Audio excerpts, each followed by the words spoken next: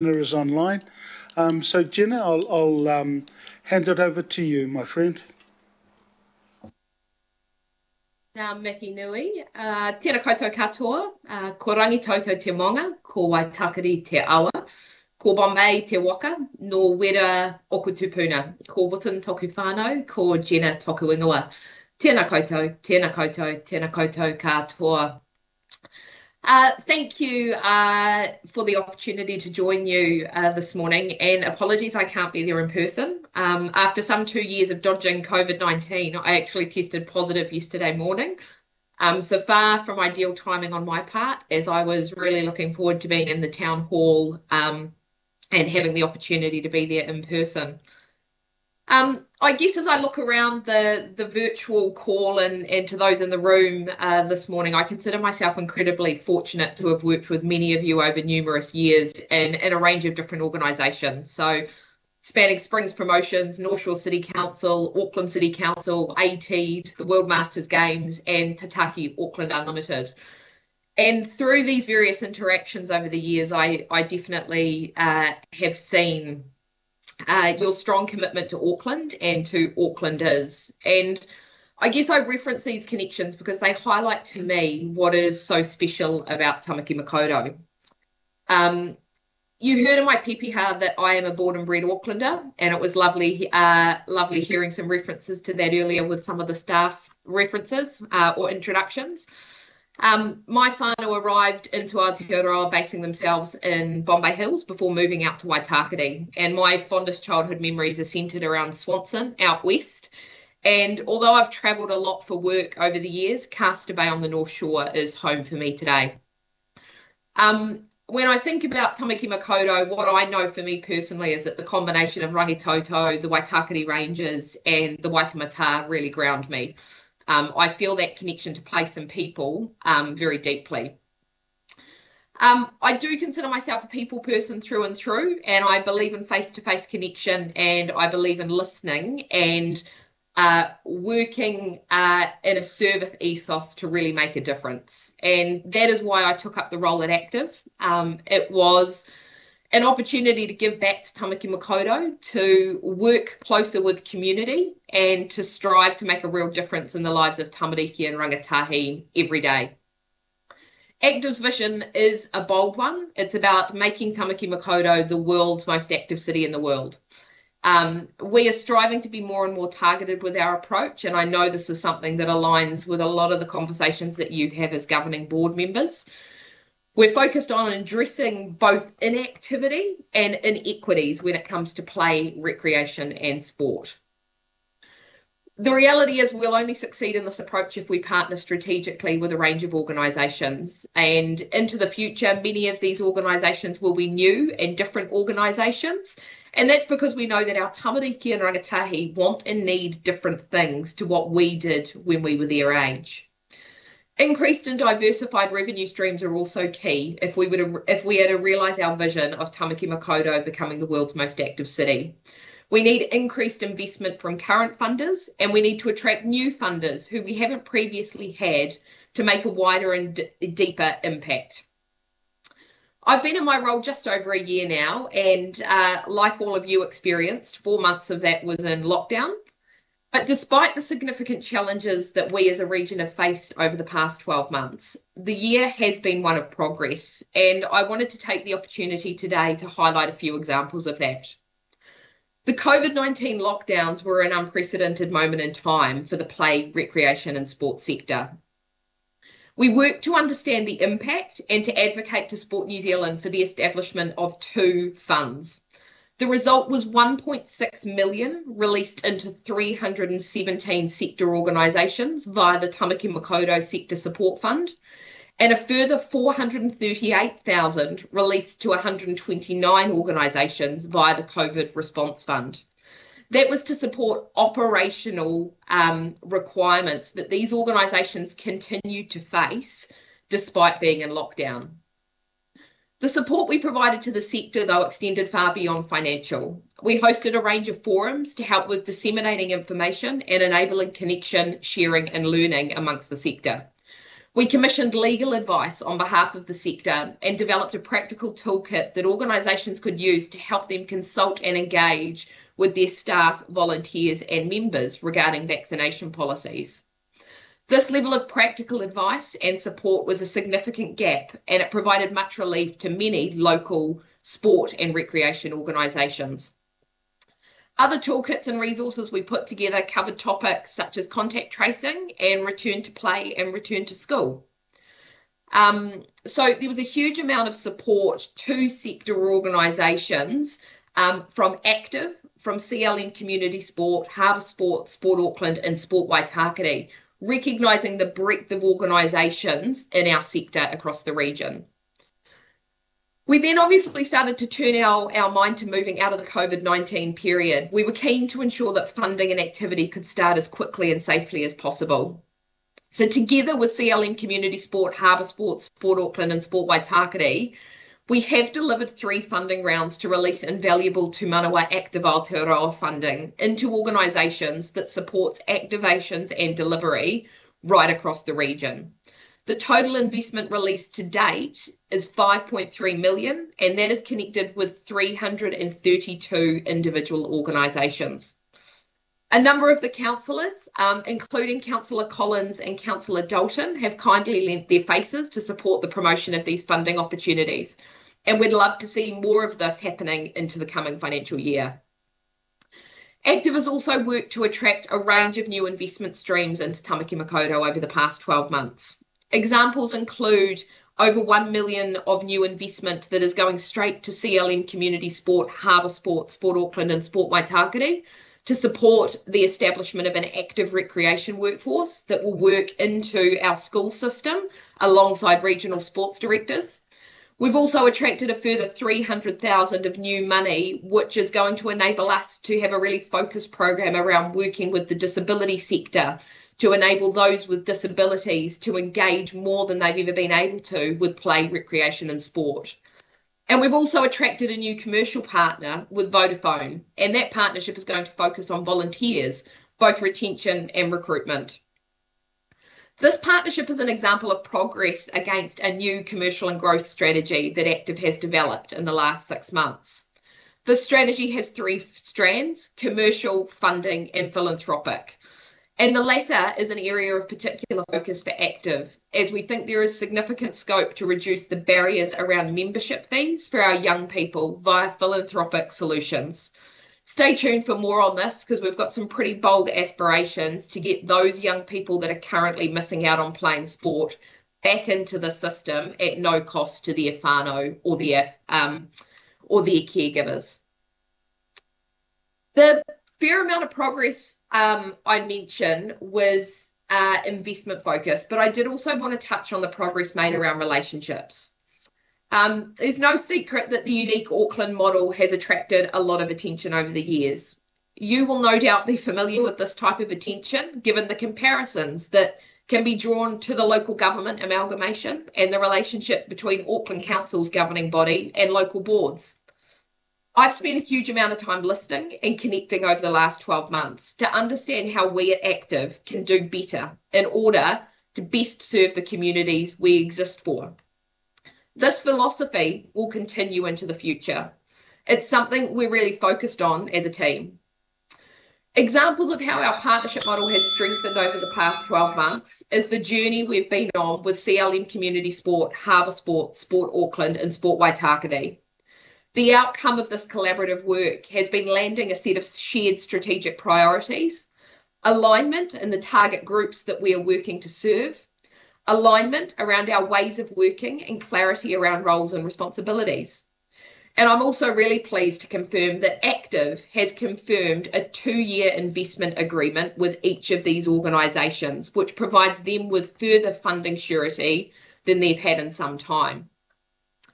I'm also really pleased to confirm that we have a tri-party relationship agreement with Counties Manukau Sport, CLM Community Sport and Active that has landed clear roles and responsibilities and focuses within Counties Manukau. Active has also confirmed direct investment into Counties Manukau for 2 years to help the team there bring to life key programs. And it's been fantastic building that relationship with both Russell and his chair, Brian, recently. We've established a regional sports leaders forum, and that's been off the back of our COVID response, and that's all around bringing together CEs from across the region, helping them collaborate, share and learn as a group. And the upcoming topic we're going to be working with them on is bicultural journeys. Jenna, I'm mindful that we... Sorry, Jenna, I just wanted to let you know, and I'm loath to do this, but I just wanted to let you know that the time has expired. And I just wanted to see if you could wrap up. But I think one of the most important things, Jenna, is that what you've given us, if you've got it, a copy of it, is to send it through to Maya, and then we could sort of put that with our minutes. So, yeah, Jenna, I just wanted to sort of see if you could just wrap up, and I'll see if there's any pātai for you afterwards. Kia ora. Kia ora. So look, I was very mindful of time, so apologies. I wanted to finish by just touching on the relationship with Auckland Council. Our sector relies on council, and at Active we need to have a really strong and productive relationship with council at all levels, so from the governing body through to officers. The importance of this extends beyond investment. The people, the connections and the infrastructure and the mana of council is significant, and that's a relationship we're committed to continuing to build into the future. Thank you for the opportunity to join you this morning. I apologise if I have run slightly over time, but I am very happy to answer any questions you may have. Thank you. Kia ora, Jenna. I know I'm just going to ask for pātai. There's been a comment in the sidebar that I'm keeping an eye on for whakaaro, but what I'll do is just a pātai for you, because I don't want to get into discussion. So, Councillor Newman, I wanted to let you know with that, if you've got a pātai, no problems at all. Yeah, it is a question. And before you do, Councillor Newman, item 16, committee, is when we will be discussing the item that Jen has come in around public input, and there's going to be a chair's recommendation put, not the recommendation that's currently on the paper. There'll be a chair's recommendation that I will put prior to that item. So, Councillor Newman, pātai, kia ora. Kia ora, Chair, and good morning, Jenna. I want to thank you for the work that you're doing. I think that you've done a lot to. What I wanted to ask you is your reflection on, in terms of the relationship with the RSTs around,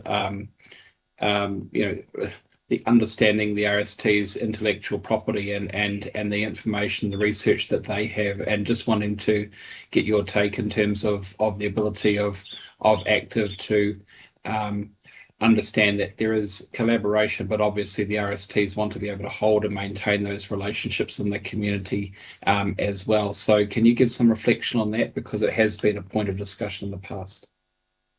Kia ora, Councillor Newman. Thanks for the question. Look, I think organisations right across the sector have incredibly valuable IP. And I think in working in partnership, we need to make the most of the opportunities for the communities we serve. So, I think there's a number of really great examples of that happen day in, day out. If you look at the IP that Active developed around good sports, that is IP that is now rolling out around Aotearoa, free of charge with no IP licence. If you look at the work that Harbour Sport started around Active Asian, that is work and IP that is being shared across the Auckland region. So, and I use an example with some of our kaupapa Māori work that we've been doing. We had a request from Sport Canterbury only yesterday, actually, for access to some of those resources, which Active has agreed to provide free of charge. So I think there's great examples all over the sector where there's IP that is shared for the good of the communities that we serve, and that's something that I would certainly hope to see continue long into the future. Kia ora. Councillor Dalton. Well, thank you. Thank you, Jenna, for your presentation. Just with regard to investment, I've been reading an article from Make Space for Girls, and this article is particularly a survey around park spaces and the barriers faced by teenage girls in using parks. In terms of teenage girls engaging in sport, do Active have a specific investment in that area? And I guess it goes to a bit of that IP you were just talking about as well, the equity for girls in sport in terms of investment. Kia ora, Councillor Dalton. So women and girls is absolutely one of the target groups that we have identified. We know that women and girls are less active and engaged in sport, and we know that they want different things. So absolutely, that's a real focus for us. It's one of the target areas that we invite applications for Te Manawa funding for, to try and ensure that there are providers out there in the community that are delivering services and options targeted at women and girls. We also have HERA, which is a piece of IP that Active developed a few years ago, which is focused around removing barriers and creating opportunities for girls and young women. And the work that we've done in that space has recently extended to working into facilities as well, because we know in a lot of our community facilities actually have barriers that turn women and girls away. So we're trying to increase demand through products and activations and delivery that attract women and girls. We're trying to create examples and showcase women and girls in action, because you've got to see it to believe it and be engaged. And also we're working to address those barriers which come in the form of infrastructure that we have. So there's a number of different elements and ways that we're working to get more women and girls active and involved in sport and recreation. Thank you, Gina. Kia ora. Tēnā koe te rangatira. Matua kake, ko koe. Ai, kia ora tātou. Tuatahi, ngā mihi atu kia koe e Gina. Thank you, greetings to you, and thank you for your kōrero this morning, in particular the the sincerity around your connection to community. So I really felt that in your kōrero, so ka pai. Also, my question through the chair is well, it's an acknowledgement of the superpowers that you've got on your trust. I see, is Penny Hull still on your trustees? Yeah, well, she's legendary around this table and has been in the past, so I want to acknowledge that too. But and also Mataroria, I think if he's still a trustee, you're in good hands there. But also my question is really in terms of supporting Manu Pihema in his role around Māori partnerships in particular. He's been out to out the south quite often. He's a southern fella for many years ago, and he's got a lot of relationships with us. So my question to you is really a comment around holding on to his good value out in the community, but more so in terms of what your predictions are. And here's my question through the chair: what your predictions are around future funding. I've noticed you said 332 or so organisations were funded over the last wee while, and what your predictions are for, if funding is to continue as you anticipate, and as you're kind of talking about what that Māori target is. What are your Māori targets in terms of future funding support to organisations out there, and in particular out west and out south, if I could target at that area? Kia ora. Kia ora, Tony. Ngā mihi for that question. Thank you.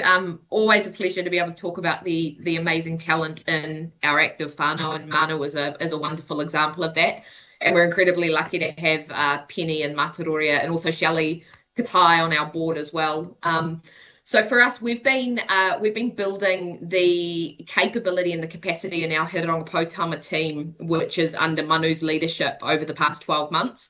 We've been really incredibly fortunate to find 3 new amazing Māori leaders that we have recruited into the team. So Harley Wall, Shania Huriwai, and Caden as well. So we've got an amazing group of young Māori leaders that are coming through, who are very much focused on by Māori for Māori in sport and recreation. And Active delivered together with a number of the kura kaupapa a couple of Fridays ago, actually, out at Bruce Pullman Park, a inter-kura competition with netball and rugby league, and it was phenomenal to see those rangatahi fully engaged in their culture and sport in a way that resonated with them.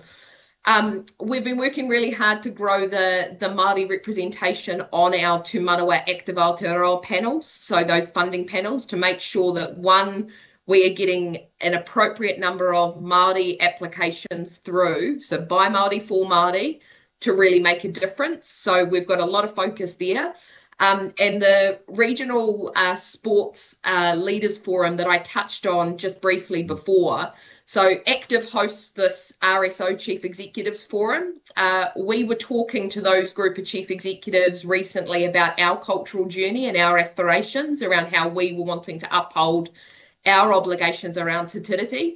And those chief executives have asked us to develop a cultural competency program for them that they and their organisations can go on together. So Manu and the team are working on designing a cultural competency program that Active will be delivering for our regional sports trust CEOs and their teams. It'll be very similar to a program that actually Active has funded for CLM Community Sport, Harbour Sport, Sport Waitakere and Sport Auckland. So we've found an amazing provider. We've fully funded it to enable those 4 organisations to go on a really rich cultural competency journey to understand how we can do more right across the region. So there's a lot of really exciting mahi happening in this space. We're still at the very early stages of our journey, but I think what you will start to see over the coming 12-month period, it will be really encouraging for you. And certainly, I know Manu and I would welcome the opportunity to talk about that further. So always very happy to set up a dedicated kōrero on that. Come out and have a kōrero, Jenna. Would love to. Come out to Papakura Marae. Kia ora. Kia ora. Kia ora. Thank you. Thank you, Alf. Back to you. Ka pai tera. Jenna, ngā mihi ki a koe. Thank you so much. This particular item, and I've just sort of, as I said earlier, we'll just go through the pātai, and then when we get to item 16, whakaro from our committee will then happen through there. So Jenna, I just want to say thank you and acknowledge the mahi that you and Active are doing. Kia ora. It's been moved by His Worship the Mayor, and I will second the recommendation to thank Jenna. I'll put that recommendation. All those in favour? Aye. Aye. Against? Aye. That wasn't against Jenna, just to let you know. that there was just a delay. Okay, kia ora now. So thank you, Jenna. Kia ora. Tēnā koe. Kia ora. Thank you once again for your time, everyone. Ka pai. Local board input. So there's 4 local board input.